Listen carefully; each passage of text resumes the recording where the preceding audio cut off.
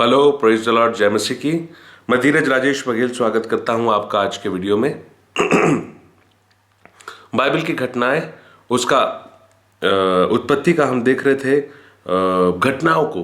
तो उत्पत्ति उसका 30वां अध्याय और वचन 1 से 13 तक हम पिछले वीडियो में देख चुके हैं। आज हम उत्पत्ति उसका 30वां अध्याय और वचन 14 से 24 देखेंगे। गेहूं के कटनी के दिनों में रूबेन को मैदान में दूधा फल मिले और वह उनको अपनी माता लिया के पास ले आया। तब राहेल ने लिया से कहा, अपने पुत्र के दूधा फलों में से कुछ मुझे दे। और उसने उससे कहा, तूने जो मेरे पति को ले लिया, क्या यह छोटी बात है? अब क्या मेरे पुत्र के दूधा फल भी लेना चाहती है? राहेल ने कहा, अच्छा, तेरे पुत्र के दूधा फल के बदले वह आज रात तेरे संग सोएगा। सांझ को जब याकूब मैदान से आ रहा था, तब लिया उससे भेंट करने को निकली और कहा, तुझे मेरे ही पास आना होगा, क्योंकि मैंने अपने पुत्र के दूधा फल देकर तुझे सचमुच मोल लिया। तब वह उस रात को उसी के संग सोया। तो उत्पत्ति 30 का वचन 14 से मैंने 16 तक आपके लिए पढ़ा। तो अब ऐसा हो चुका है कि उत्पत्ति 30 में हमने ऑलरेडी देख लिया कि राहेल की संतान उत्पन्न नहीं हो रही थी, तो उसने अपनी दासी बिल्हा को भेजा, जिससे दान और नप्ताली उत्पन्न हुए, बिल्हा और याकूब से। उसके बाद फिर जब लिया ने देखा कि उससे भी संतान उत्पन्न नहीं हो रही है, तो लिया ने अपनी दासी जिल्फा को याकूब के पास दिया और उससे गाद और आशेर उत्पन्न हुआ। और अब जब ऐसा चल रहा है तो रूबेन जो है वो मैदान में, उसको कुछ दूधा फल मिले। कुछ दूधा फल जब मिले तो इस फल को देखकर राहेल को लालच आया कि काश मुझे भी ये खाने को मिलता। तो उसने लिया से कहा कि भाई, ये फल मुझे, अपने पुत्र के फलों में से मुझे कुछ दे दे कि मैं भी खाऊं, दूधा फलों में से मुझे कुछ दे, ऐसा वो कहती। तो फिर लिया ये कहती है, देखिए इस बात का इससे समझ में आता है कि लिया को पता था कि याकूब ज्यादा प्रेम राहेल से करता है, पहली बात। दूसरी बात है कि हालांकि लिया से 4 संतान उत्पन्न हो चुके थे, रूबेन, शिमोन, लेवी, यहूदा, लेकिन उसके बाद भी उसे ये लगता था कि जब जो है, और राहेल से अभी तक एक भी संतान उत्पन्न नहीं हुई थी, लेकिन जब राहेल ने याकूब को बिल्हा के पास जाने को कहा, मतलब अपनी दासी के पास जाने को कहा, और उससे संतान उत्पन्न हो गई, तो इस बात से भी लिया को तकलीफ होने लगी थी, क्योंकि पहला प्रेम जो है, पहली प्रीति जो है, याकूब राहेल से ही करता था। इसलिए उसे अंदर अंदर ये लगता था। तो जब भी अब राहेल बोलती है कि भाई अपने पुत्र के दूधा फलों में से मुझे कुछ दे, तो बोले फल तो तुझे मिलेगा, लेकिन इसके बदले याकूब आज रात मेरे पास आएगा। लिया ने ऐसा कहा। लिया ने कहा कि अब याकूब अब मेरे पास आएगा, फल तो तू ले ले, क्योंकि तूने मेरे पति को मुझसे छीन लिया, ये क्या छोटी बात है?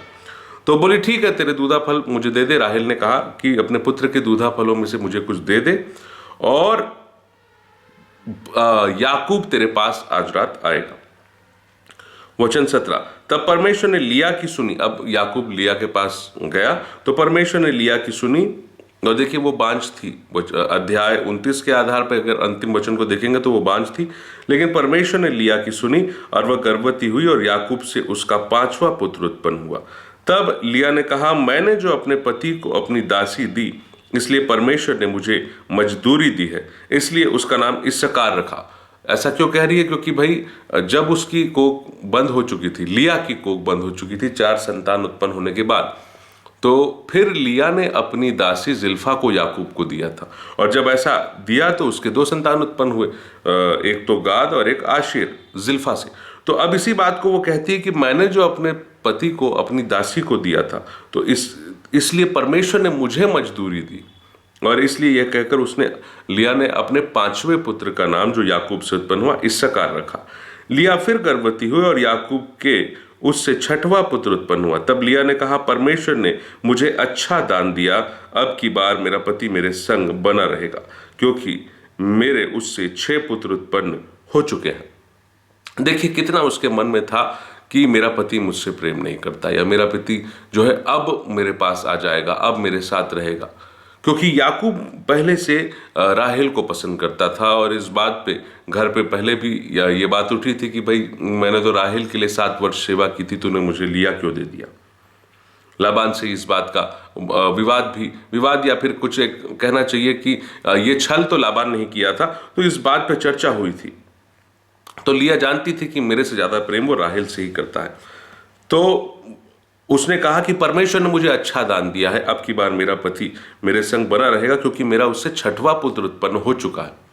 और इस बात को कहकर उसने अपने उस छठवें पुत्र का नाम जबलून रखा। तो इस प्रकार लिया के टोटल 6 पुत्र उत्पन्न हुए। पहला रुबेन, दूसरा शमौन, तीसरा लेवी, चौथा यहूदा, फिर पांचवा इस्साकार और छठवा जबलून। ये सारे 6 पुत्र जो है वो लिया से ही उत्पन्न हो चुका। वचन 21, तत्पश्चात उसके एक बेटी भी हुई, उसने उसका नाम दीना रखा। मतलब लिया और याकूब से एक लड़की, एक बेटी भी उत्पन्न हुई जिसका नाम दीना रखा गया। लिया ने उसका नाम, माफ कीजिएगा, दीना रखा, इसलिए वह गर्भवती हुई, ठीक, और बेटी उत्पन्न हुई, उसने उसका नाम दीना रखा। वचन 22, परमेश्वर ने राहेल की भी सुधि ली और उसकी सुनकर उसकी कोख खोली। अब जाके राहेल की कोख खोली। पहले से वो बांझ थी और याकूब ज्यादा प्रेम राहेल से करता था, और इस अन्याय को देखकर परमेश्वर ने पहले लिया की कोख खोल दी, और लिया से करीब 6 पुत्र उत्पन्न हो चुके और एक बेटी भी उत्पन्न हुई। तो लिया के माध्यम से 6 बच्चे तो हो ही चुके, 6 बच्चे, 6 लड़के और एक लड़की, 7 बच्चे, सॉरी। और अब जाके राहेल की कोख खुली, तो परमेश्वर ने राहेल की भी सुधि ली और उसकी सुनकर उसकी कोख खोली, इसलिए वह गर्भवती हुई और उसने एक पुत्र को जन्म दिया।